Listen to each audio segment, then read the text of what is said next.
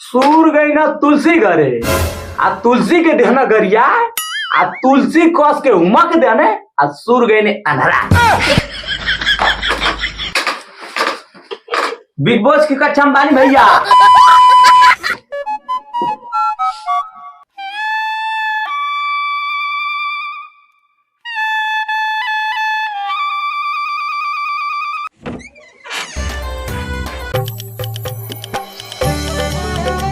जी द्वारा चलाए गए क्लिप आंदोलनों के नाम सूरज का हाल बा? अरे भैया राम राम, इन्हीं कैसे ऊपर आइला हो? राम राम सूरज, बड़ी दिन हो गल तो से मिलले तो कहनी है कि चली आज तो से मिलिए ले। अरे भैया बैठो बैठो बैठो बैठो। और बताओ घरे के का हाल चल बा? हाँ घरे का हाल चाल सब ठीक बा। गेहूं के का हाल बा? सिंचाई चोरी हो गई? छाट सिंचनी होई, डीजल का दाम इतना महंगा हो गल बा, जोताई भी इतना महंगा हो गल बा। अब भगवानो ऊपर से दया ना करत हो तो सिंचनी का हुई? अरे तोर दादा इस बार प्रणाम उनाम को और प्रणाम दादा। खुश रहो खुश रहो। तुम्हार लड़का बहुत मेहनती बाटे, जब से आए हैं देखत है कि पढ़ता ही बाटे। पढ़ी ना तो का करी? 16 फरवरी से पेपर बा, ना पढ़े तो जे का लिखी हमार झाट। बाबू कौन में पढ़े ला? जेब में तो लड़का पढ़े वही में हम पढ़ी ले। अच्छा जब हमारे लड़का पढ़े ला वही में पढ़े ला। ठीक है सूरज, तब हम चले घर है सिंचनी जो निकाला के बाद देखें लेकर फिर कैसे हम डीजल उजल लेके ना कि ना, तब हम चलत हैं।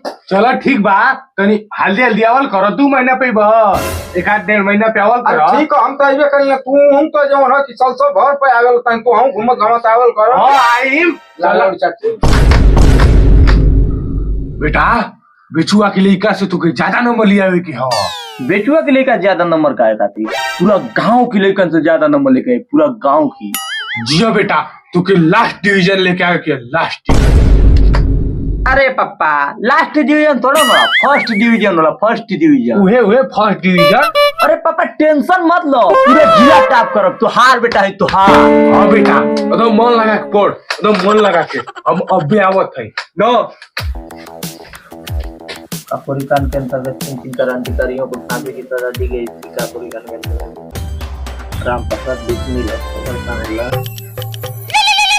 उठाइए ना, उठाइए।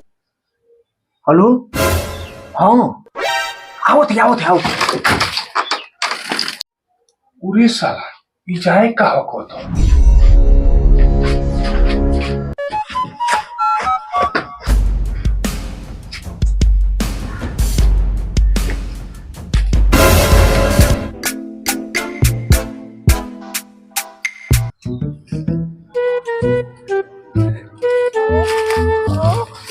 जाना तो करे जा।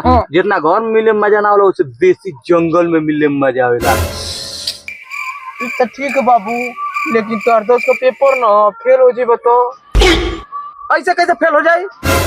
फेल हो जेबे तो हमार बाबूजी तो से शादी ना करी हम। जान ला बाबू कि हमारे बाबूजी तो से शादी ना करे तो मर जाए।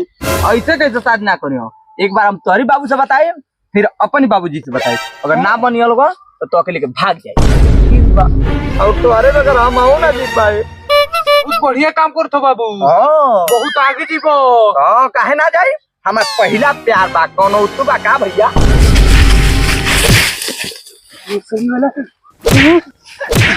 कारे भोसड़ी, तोर पूरा घर भरो के जवानी ना रहत हो। तोरी माई के हम पटनी, तू हमें लेके पटेले। चल तो हम घर पटे चल।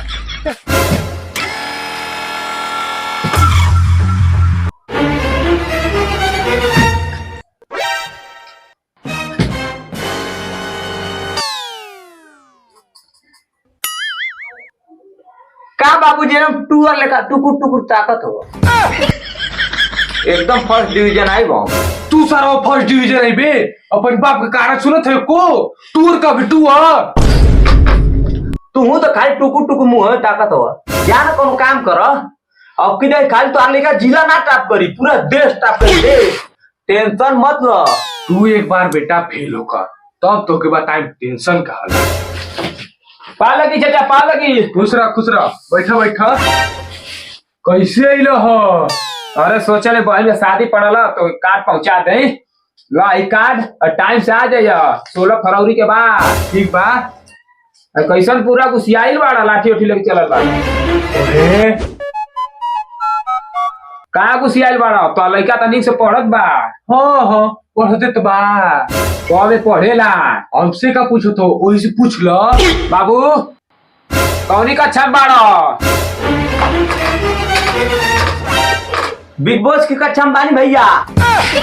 रुक तो रो मैया का छैया मारो।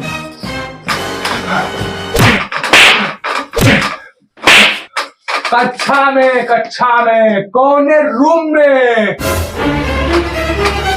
पापा रूम में तो नहीं की तो बरामदा में बानी जा। जाहिद गवार बताना पहुंचे कौने कक्षा में पढ़ेनी? अच्छा ले 10 में। तेरा पता पहुंचे? अरे चाचा राजा राजा ना मारा। आवा आवा ओके पढ़े दा। चुप से बैठ पढ़। चल बैठ पढ़। रूम क्लास कक्षा जाना था वो ओकर कपार पर टेंशन हो 10 का पेपर ना आवे वाला हो। यही से अनान साना बक कब बा तू बुझिए ना पता का बोले के है। हाँ एक बार फेल हो जाए सरों के चीर के धनी चीर के। तो बाबू कवर विषय पढ़ता वो? हिंदी पढ़त है। अच्छा हिंदी पढ़त हव। एगो क्वेश्चन पूछी का? क्वेश्चन पूछा। और सूरदाय कैसे अंधा होगे ना? इतना सरल क्वेश्चन। सूर गई ना तुलसी घरे आ तुलसी के देहना गरिया आ तुलसी कस के उमक देने आ सूर गई ने अंधरा। तुरु माई को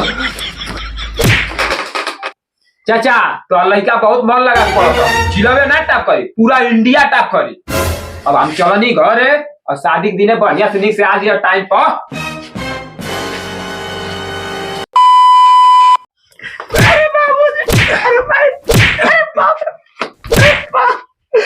बाबूजी एक बार मौका दे दो। सारे जिला टॉप कर दे जिला या पूरा टॉप कर।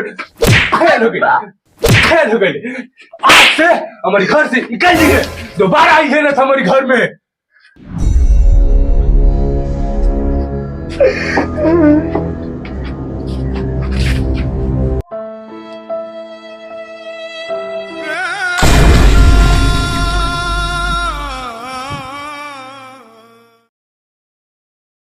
ए भाई कहाँ जात बाड़ा? वीडियो अच्छा लगल बा तो लाइक कर दिया और चैनलों के सब्सक्राइब कर दियो।